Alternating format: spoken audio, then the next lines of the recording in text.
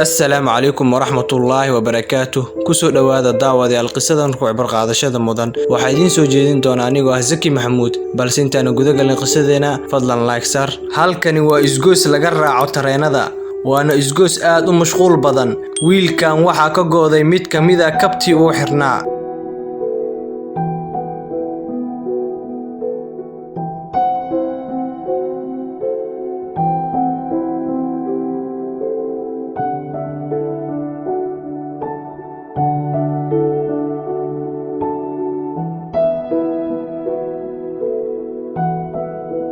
wuxuu marar badan isku dayay inuu hagaajisto laakiin uma aysan hagaagin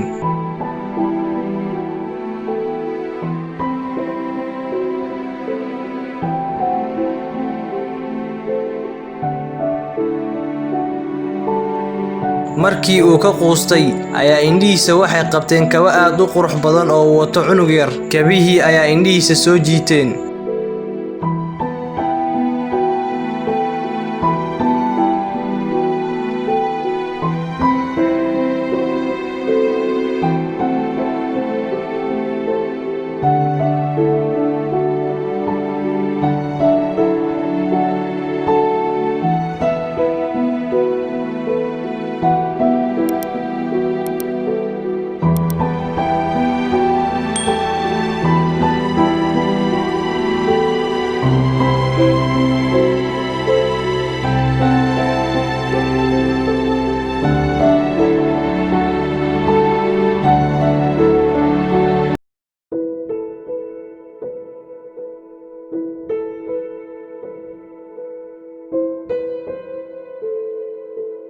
in yar kadib waxa yimid tareenkii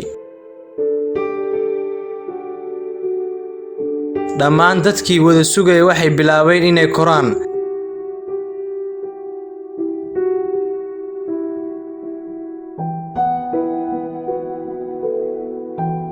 albaabkii laga korayay tareenka waxa uu ahaa mid jaam ah wiilkii xirnaa kabihii quruxda badnaa ayaa koray tareenkii laakiin waxa dhulka ugu soo dhacday mid kamid ah kabihii uu xirnaa ciriiri awgeed wiilkii ma uusan awoodin inuu soo qabsado kabti laakiin waxa arkayay kabti wiilkii maskiinka ahaa ee kabta ka go'need wuxuu u soo orday xagga kabti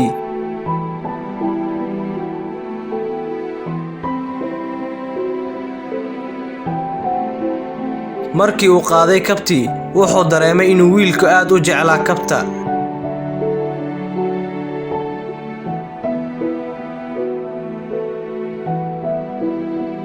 wuxuuna bilaabay inuu ka daba ordo tareenkii si uu ugu dhiibo kabta wiilkii yaraa laakiin ma uusan awoodin inuu u dhiibo kabta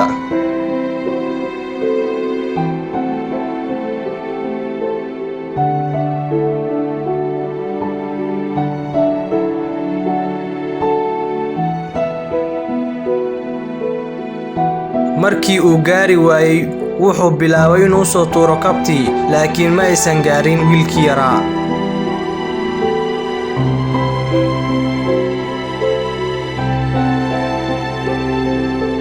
wiilkii saarnaa tareenka ayaa sameeyay arrin cajiib ah kadib markii uu soo bixiyay kabtii labaad ee uu xirnaa kadibna u soo tuuray wiilkii miskiinka ahaa wuxuuna ku yiri qaado kabaha adiga ayaa iska leh